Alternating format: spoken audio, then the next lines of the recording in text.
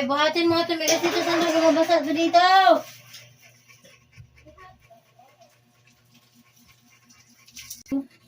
Ah, 160 yan.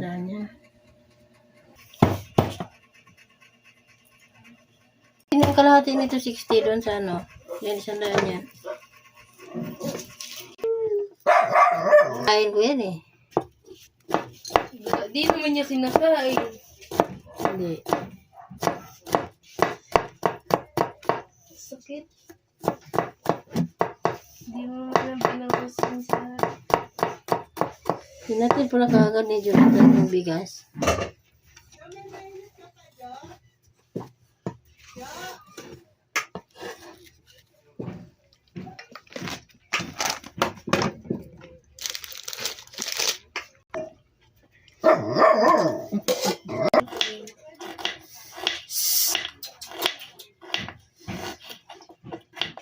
Chichi. Maldita.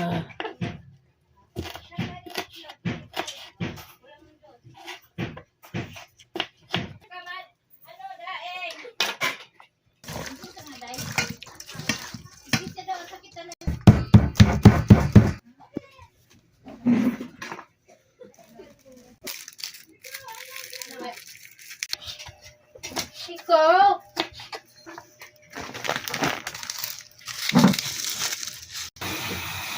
Manutot na sa pansit. Mas palabasan.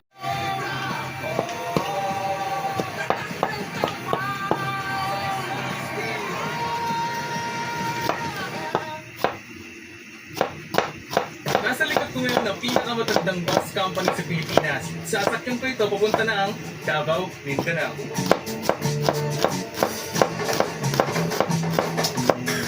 Biyaheng masaya, servisyong subok na. Yan ang tagline ng Kentanko. At yan din mismo ang titignan ko. Sila nang naiyan. Balikan natin mo. Ng Quezon. 10 minutes na lang mula dito at mararating na natin ang unang stop sa biyahe na ito. Tamang ikot lang ako ng Copico Lapitin para diyan sa sa biyahe. Pagkakang nasa-meetup na kami, nag-set na ulit yung kailangan ko. At around 7:40 p.m., ikasadabaw na siya. Kung grabe talaga yung Magpapakalaw mantika daw. o kung trail mo yung biyahe.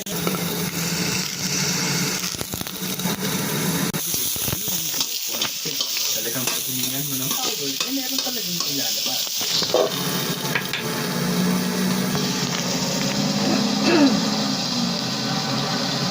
Sa ano din pala ang daan nila eh. Sa Saman. Maikot na Cebu. Makakatiwala na ang ganda pala ng sound.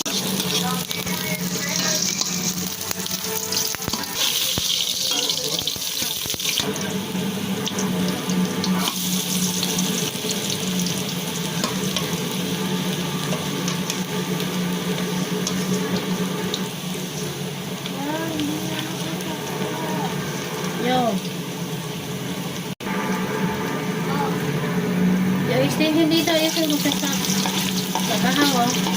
At bago matarating ngayon, maganda pa niya dahil ang hindi. At yung expect kami, kahilan, nakaklaro kami na pinta at maging tayo hanggang 12 p.m. ng tanghali. Kung mabili niyo naman ang biyahe, ng 3 oras. 9:11 a.m. Nandito na. Tama na yun, nag-vlog siya. Kasi na yung motor niyan. Mawawala ang motor yung Santa Rita Samar. Talagang mapapakilalim. Ano pa naman palagi?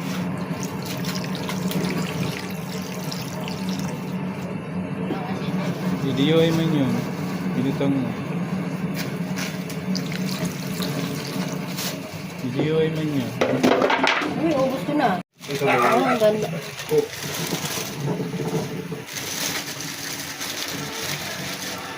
Pasok!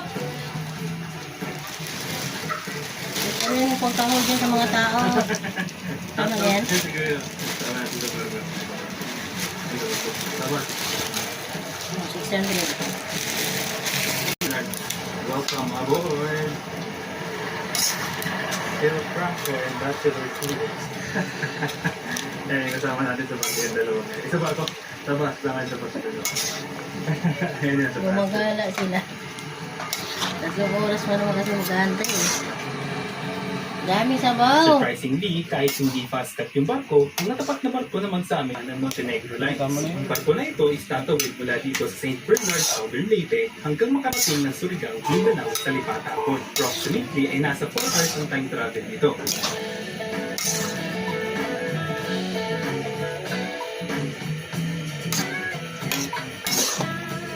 Yan o. Kasi pagdating natin ng Surigao, nasa Eastern na first point galing Patabaw. Technically, dapat pa to. Yan, take na lang yung minute na. 10:40 ng gabi at nakarating din kami sa Lipata Port, Surigao. Malas mo kasi. Biyahe. Walang nangyari. Talaga ako sa hulog eh. Ito lang mo. Dahil ito na ang last roll ride natin, i-rate na natin ito. Pagdating ko na experience ko sa Nahalat pasakin ng na to. barko, medyo hindi ako nasiyahan. Bakit? Kasi sa matlog pala, Meron alam ko yan? talaga, Ilalagyan ko dito yan, ako sa fast cut. Pero nagtataka ako at kami, na pagdating namin ng matlog, kami pa yung na-excess na boss sa fast cut, patawid no. Dalawa, since itinawid din yung boss mula Samar, papunta ang laki ng delay at hassle na nagtag dito sa mga pasahero at sa biyahe mismo. At Mahalat to. dapat na 4 p.m. na alis ng barko sa St. Bernard ay naging 7 p.m. pa. Just imagine yung burden na nararamdaman ng mga pasahero kung palaging nade-delay yung mga bagay-bagay. Italy. Mukhang nag-aayos ka na sa harap ng camera. Tuloy na. Mukhang nag-aayos ka na sa harap ng camera. Okay. Saan nga dito? Lagyan mo ng gulay. Pasahero, dumiretso sa Kabadparan, Abusan del Norte. Nasa 95 kilometers din ang layo ito. Dito nga, umataw na si Kuya Amo. Gulay pa lang, 50 na. Yung mga daan dito.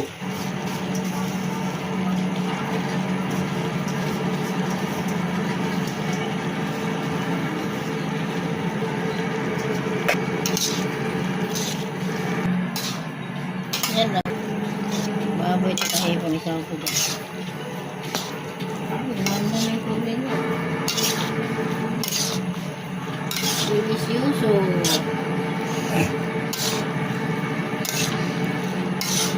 Hindi mo na kaya ako maligo. Masama pakiramdam ko. At pansit. Sip-sip pa na ng pansit yung sabaw. Sarap no? Kilometers pa ang tatakbuhin bago makarating ng Davao City. Saan nasa? Di pa nga nakakaliw sa terminal ng San Francisco, nakatulog na naman ako at nagising sa Moncayo, Davao de Oro. Na-surprise ako na malawak at mahabok. Nandito na ngayon karne.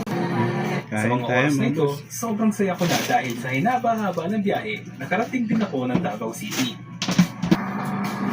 Hindi ka. Map.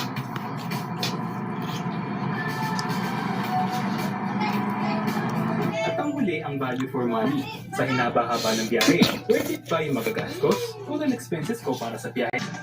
Trip ng loto eh. Oo nga. Kain na, dali na. Anong lasa? So nasa likod ko ngayon na sinasabi nilang pinakamagandang bus sa Pilipinas. At sasakyan ko ito papunta ng Lawag, Ilocos Sarap. Norte. So vlog na ito, Sarap yan, titignan bro. natin